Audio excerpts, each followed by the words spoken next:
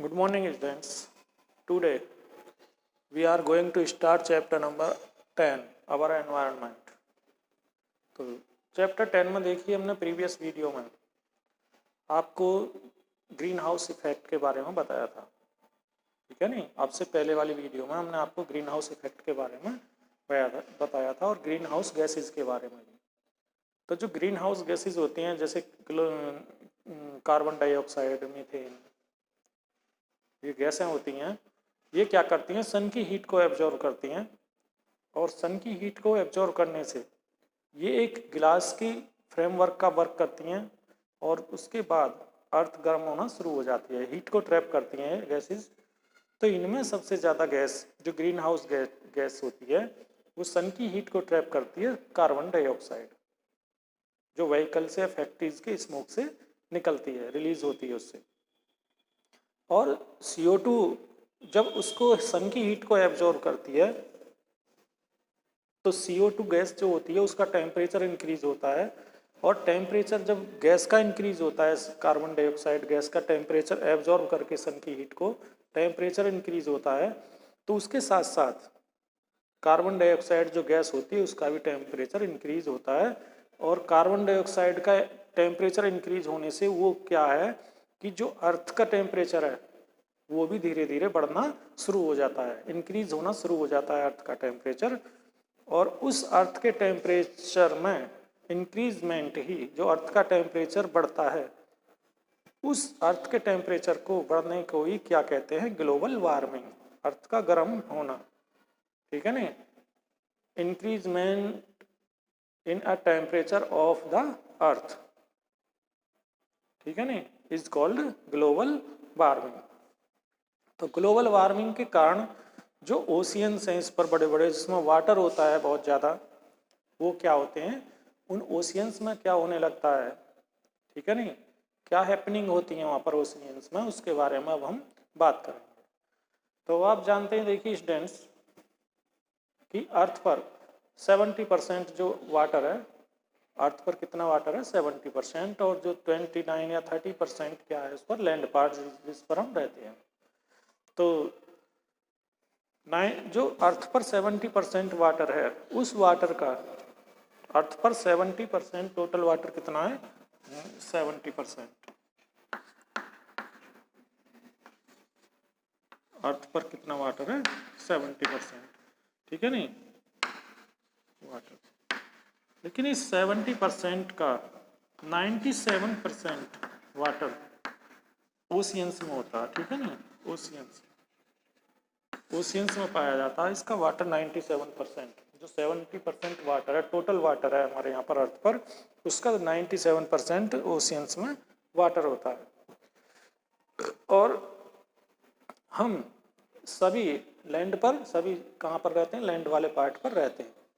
तो जो 30% land part है उस पर सभी एनिमल्स, ह्यूमन बींग्स, ये सब रहते हैं। लेकिन कुछ वाटर के अंदर भी होते हैं एनिमल्स, ठीक है, एल्गी, एल्गी, और ये वाटर के अंदर होते हैं एनिमल्स, एक्वाटिक एनिमल्स, वहाँ पर सर्वाइव करते हैं। लेकिन और ओशियंस को रोल भी, ओशियंस का जो रोल है वो हमारे एनवायरनमेंट को बनाने में इम्पोर्टेंट है। जो ओशियंस का रोल होता है, ओशियन जो होते हैं, सीज ओशियंस, उनका हमारे एनवायरनमेंट को बनाने में या मेंटेन करने में एक इम्पोर्टेंट रोल होता है, ठीक है ना। अब देखिए, ओशियन सन की एनर्जी को एब्जॉर्ब करता है और वह कार्बन डाइऑक्साइड को एब्जॉर्ब करता है। जो ओशियन होते हैं वो सन की एनर्जी को एब्जॉर्ब करते हैं। ओशियंस का जो वाटर है वो सन की एनर्जी को या हीट को क्या करता है, एब्जॉर्ब करके गर्म होना शुरू हो जाता है। और जो कार्बन डाइऑक्साइड गैस होती है एनवायरनमेंट में, उसको भी एब्जॉर्ब करता है। इस ग्लोबल वार्मिंग के कारण जो ओशियंस, ऑल क्रिएचर्स जो वाटर के अंदर रहते हैं, ओशियंस में रहते हैं, इस ग्लोबल वार्मिंग के कारण वो एक, उन सभी को एक प्राइस पे करनी पड़ती है, यानी कोई रेट चुकानी पड़ती है। जब ओशियन भी गर्म हो जाता है तो वह अधिक एसिडिक हो जाता है। ओशियन का जो वाटर गर्म हो जाता है उसके अंदर कार्बन डाइऑक्साइड मिक्स हो जाती है, तो क्या होता है, उसमें एक एसिडिक नेचर बन जाता है उस वाटर का। और जो एसिडिक नेचर बनता है उसमें उसकी वजह से जो ड्रॉप्स होती हैं, ऑयल ड्रॉप्स बनती हैं उसकी एसिड की, वो मराइन लाइफ को डैमेज का कारण बनती हैं। वो जो होती हैं ऑयल स्पिल्स, वो क्या होती है, मरीन जो लाइफ होती है उसमें, एक्वेटिक लाइफ होती है एनिमल्स की, प्लांट्स की, वो उसको डैमेज करने का कारण बन जाती हैं।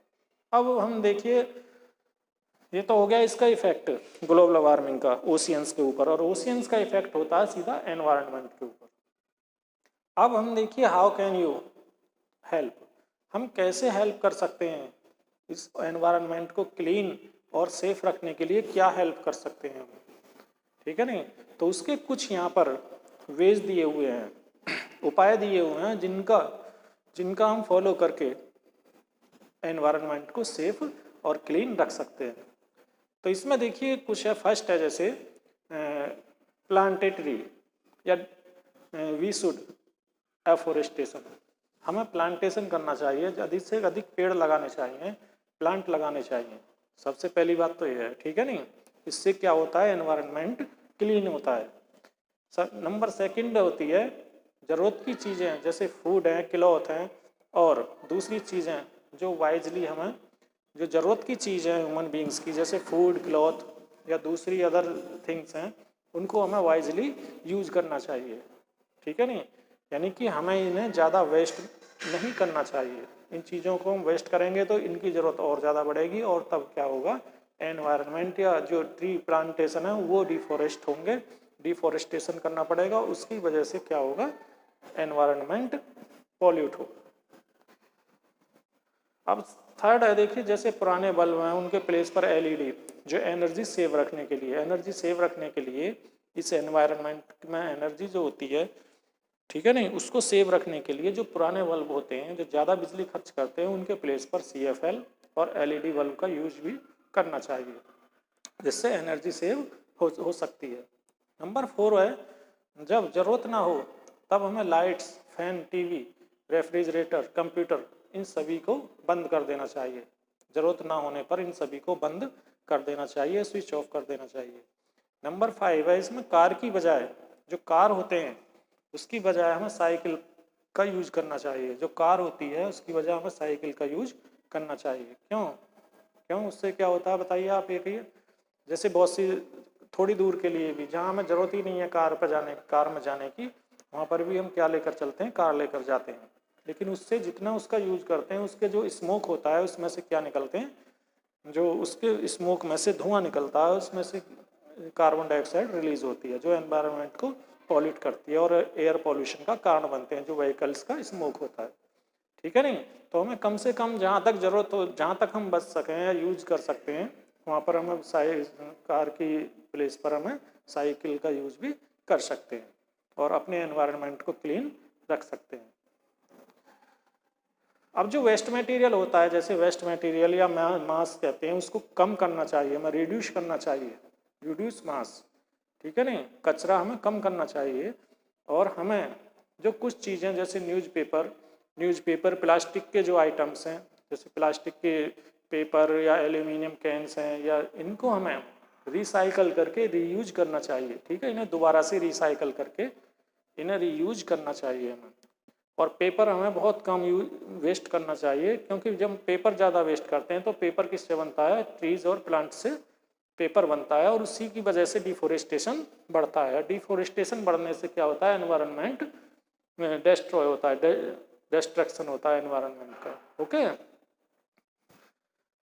अब हमें वाटर को भी सेव रखना चाहिए। जो वाटर है, क्योंकि वाटर भी एनवायरनमेंट का एक अलग कंपोनेंट होता है, उसको भी हमें सेव रखना चाहिए, क्योंकि यदि वाटर पॉल्यूट होता है तो वाटर के साथ साथ जो उसमें रहने वाले जीव जंतु हैं वो भी क्या होते हैं, इफेक्टिव होते हैं। इसीलिए हमें वाटर को भी सेव रखना चाहिए।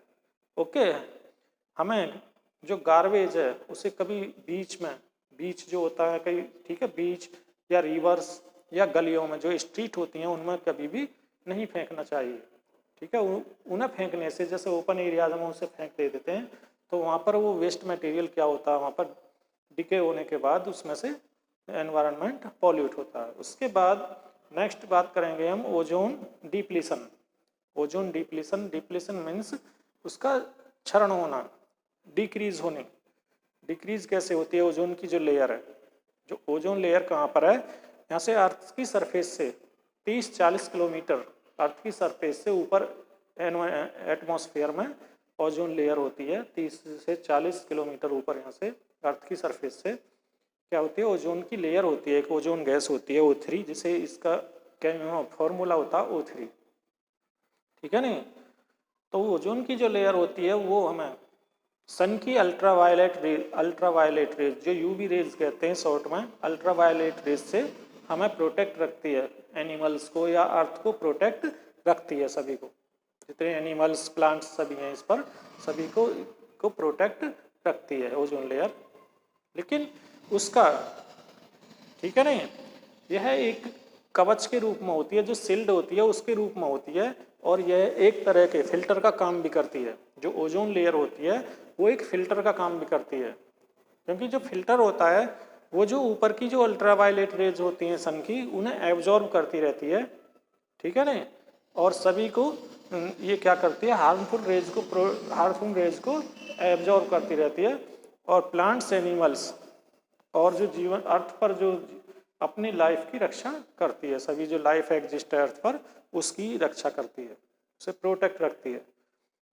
ओजोन लेयर के डिप्लेशन के बारे में, ओजोन लेयर का जो डिप्लेशन होता है उसके बारे में सबसे पहले 1980 में पता लगा था इसका। और सबसे पहले जो अंटार्कटिका में ओजोन लेयर के होल का पता चला था, वहाँ पर कि ओजोन में एक होल हो गया है अंटार्कटिका पे। तो अब ये जरूरी नहीं है कि अंटार्कटिका के ऊपर होल होना पूरी दुनिया के लिए खतरा है, ठीक है नहीं। ये अंटार्कटिका की बात नहीं है कि वहीं अंटार्कटिका में ओजोन लेयर होल का पता चला था, लेकिन ये जरूरी नहीं है कि वो हमारे लिए कुछ नहीं होगा उसका इफेक्ट, लेकिन ये पूरी दुनिया के लिए एक खतरा है, बहुत ज़्यादा डेंजर बात है। तो इसका जो मेन कॉज है, जो इसका ओजोन लेयर का डिप्लेशन होता है, वो सबसे ज़्यादा क्लोरोफ्लोरोकार्बन जो गैस होती है, क्लोरोफ्लोरोकार्बन CFC, जिसका शॉर्ट फॉर्म है CFC, उसकी वजह से ओजोन डिप्लेशन होता है, ठीक है नहीं। इसीलिए इसको ओजोन डिप्लेशन सब्सटेंस कहते हैं, OPS कहते हैं, ठीक है नहीं। ओजोन डिप्लेशन सब्सटेंस किसे कहते हैं, क्लोरोफ्लोरोकार्बन को। अब देखिए इफेक्ट ऑफ ओजोन डिप्लेशन, जो ओजोन की लेयर यानी डिक्रीज हो रही है, हट रही है अपनी जगह से, उसका क्या इफेक्ट है यहाँ पर लाइफ पर, अर्थ पर क्या इफेक्ट है उसका। सबसे पहले उसमें जो डेंजरस डिजीज हैं, इन्फेक्टियस डिजीज, वो ग्रो होना शुरू हो जाती हैं। स्किन कैंसर, ठीक है ना, स्किन कैंसर, मलेरिया और दूसरी अन्य जो बीमारियां हैं इन्फेक्टियस डिजीज, वो ग्रो होना शुरू हो जाती हैं। इसके द्वारा एनवायरनमेंट और भी अफेक्टेड होता है, ठीक है नहीं। ओजोन डिप्लेशन से क्या होता है, एनवायरनमेंट अफेक्टेड होता है, और जो फूड चेन है वो भी डिस्टर्ब हो जाती है। फूड चेन भी कैसे हो जाएगी, यदि ओजोन की लेयर हटा दी जाए तो फूड चेन भी डिस्टर्ब हो जाएगी। एनिमल्स, जो प्लांट्स, फूड जो लाइफ साइकिल है वो भी चेंज हो जाएगी, और एनिमल्स भी अधिक अफेक्टेड हो जाएंगे। एनिमल्स जो हैं वो ज़्यादा अफेक्टेड हो जाएंगे, क्योंकि फूड चेन जब अफेक्टेड होगी तो एनिमल्स पे भी उसका असर आएगा। इसलिए जो विंड पैटर्न भी है वो भी चेंज हो जाएगा, क्लाइमेटिक कंडीशंस भी चेंज हो जाएंगी और विंड पैटर्न भी चेंज हो जाएंगे। सभी को ग्रीन हाउस इफेक्ट और ग्लोबल, जो भी यहाँ पर जितनी भी ह्यूमन बींग्स हैं, सभी को ग्लोबल वार्मिंग और ग्रीन हाउस इफेक्ट के बारे में जानकारी होना बहुत ज़रूरी है, ठीक है नहीं। तभी जो अल्टरनेटिव सोर्स होते हैं एनर्जी के, उनका ही यूज करना चाहिए, एनर्जी के अल्टरनेटिव सोर्स का यूज करना चाहिए, वो भी बड़ी वाइजली तरीके से इनका यूज होना चाहिए, जो भी सोर्स हैं एनर्जी के यहाँ पर। और तभी हम एनवायरनमेंट के डिस्ट्रैक्शन को स्लो डाउन कर सकते हैं और अर्थ को सेव रख सकते हैं। तो स्टूडेंट्स, आज हमने इस वीडियो में देखी ग्लोबल वार्मिंग के बारे में और इसके इफेक्ट के बारे में, और ओजोन डिप्लेशन के इफेक्ट के बारे में आपको इस वीडियो में बता चुके हैं। हम उम्मीद करते हैं कि आपको ये वीडियो समझ में आई होगी। और अब देखिए, this chapter has completed. Now thanks, have a nice day.